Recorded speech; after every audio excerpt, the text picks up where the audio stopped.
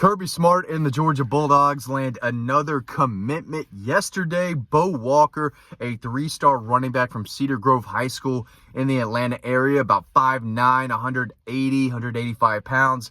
Tough, physical runner who's had a really good career at Cedar Grove. Now, a lot of Georgia fans are going to say, why is Georgia taking another three-star running back? But apparently, the staff really likes him. They like the way he started the season. They offered him just a few weeks ago. I think in mid-September is when they offered him. He's taken 2 visits to Athens, I believe, this year to take in games. So this week on Friday when he said, hey, I'm committing, later today, everyone kind of knew that it was going to be Georgia. So he had an offer. He jumped on board, and he gives Georgia 2 running back commitments in the 2025 class. Jabri Wallace Coleman, I think. Wallace Coleman, one of the two. He's a solid 4-star running back they have committed in Philadelphia. I can't believe I even said that word after the Braves debacle this weekend, just letting down their fans, just pathetic by the Atlanta Braves. But we're moving on. We're not talking about the Braves. It's football season, and for the Dogs, it is still recruiting season. So this is a 2025 commitment, right? They've got 3 running backs on board in the 2024 class. Nate Frazier might be the best in the country out of Mater Dei High School. Dwight Phillips Jr., you've heard us talk about him a lot. He's got blazing speed, track speed, one of the fastest players in the entire country out of Pebblebrook High School in the Atlanta area. And then they got Chauncey Bowens out of the Benjamin School down in Florida, another kind of tough physical runner with deceptive speed. So 3 running backs committed in 2024. They've got 2 already committed in 2025. But there are plenty of running backs that are kind of ranked higher than Bo Walker and Jabri Wallace Coleman. Osman Kroma is an elite running back, in my opinion, out of Lee County. And Georgia's recruiting him, and he likes Georgia, but it doesn't seem like he's been trending Georgia's way. And, Del McGee, they want guys on board, and they'll figure it out later. It wouldn't surprise me at all if Jabri Wallace Coleman, an out-of-state kid, decided to open his recruitment up at some point in his recruitment, right? Or Bo Walker. If Georgia decides they want to push for other running backs, he might be kind of pushed out of this class. We see it every year when kids commit early and then decide they want to take all these visits and listen to other schools, and maybe they start developing a solid relationship with a running back coach, elsewhere, right? It happens at all positions, and we've seen Georgia lose plenty of early commitments in the 24 class. Nye Carr, Jalen Hayward, Peyton Woodyard.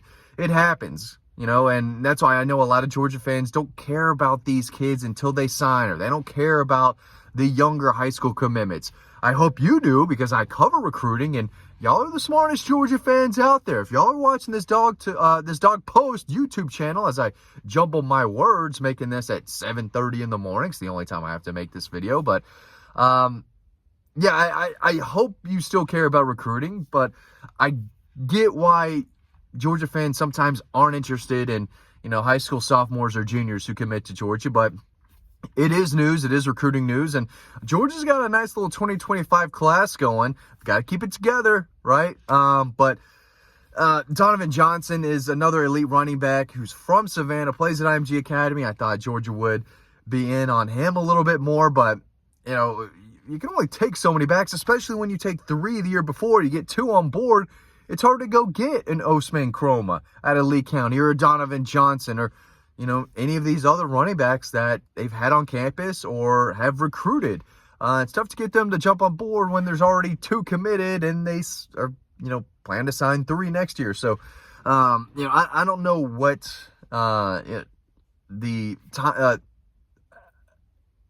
as I freeze up here, which happens. It's early.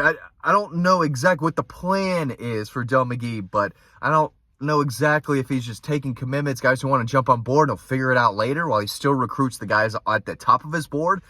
I would be surprised if Bo Walker, who is a running back, a good running back, and I should be talking about him more often, and let's do that now. He does have a compact frame, and he does break tackles. He gets yards after contact.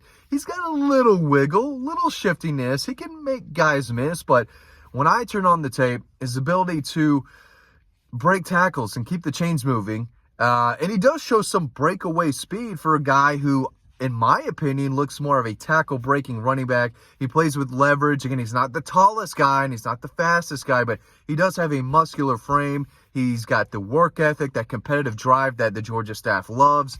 He's a competitor. He's got great character, so he does check a lot of the boxes that you look for. Is this a guy who can carry an offense on his back in the playoffs, right? In a big game, 4th and 2, when everyone knows you're running the ball, can Bo Walker take that ball and get you 2 or 3 yards when you need it the most? He's a good back. But if you're committed to the University of Georgia, I expect you to be one of the best running backs in the country, right? That's just how it is. They turn out running backs. They use a lot of running backs.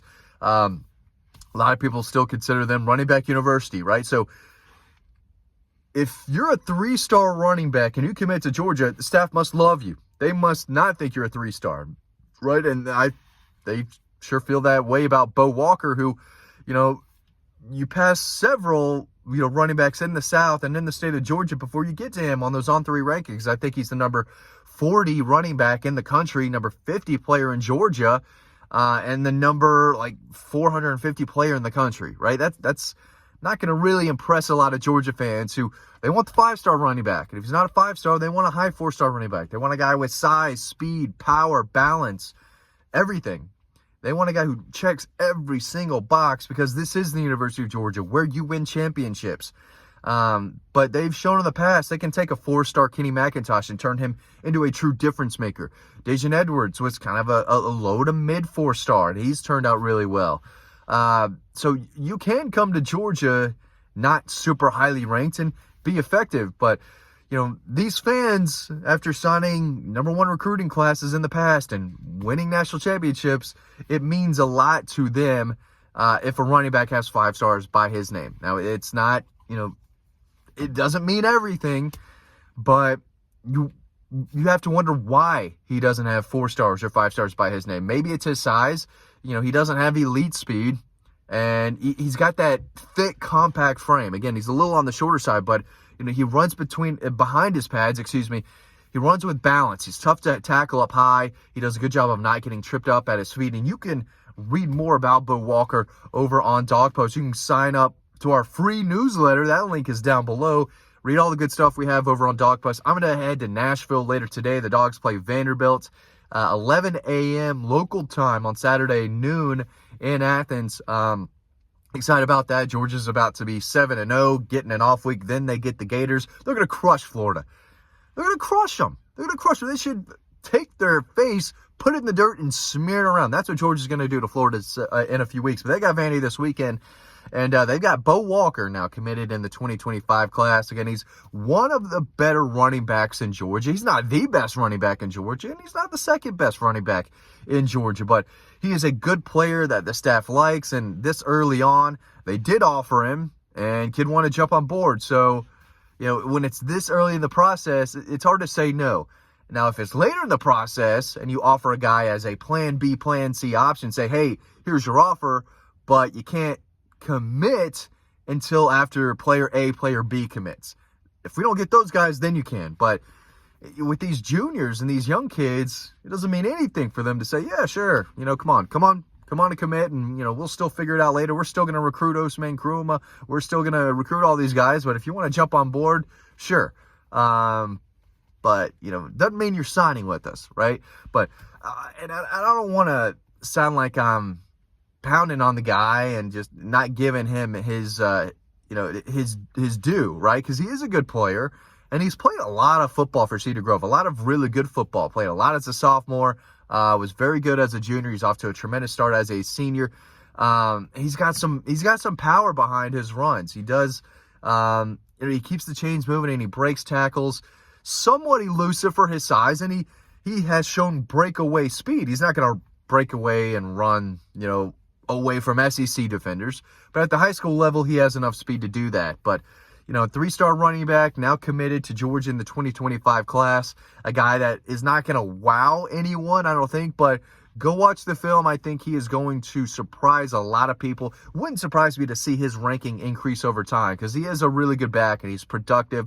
There is a lot to like about his game. He's just not elite, and he's not a burner, and he's not this big 215-pounder who's just going to wear and tear on a defense. He could, I might be wrong there, but at 180, 185, it doesn't look like he's got the size that Georgia's current running backs do. All of them, except for Daijun Edwards on scholarship, are like 215, 220.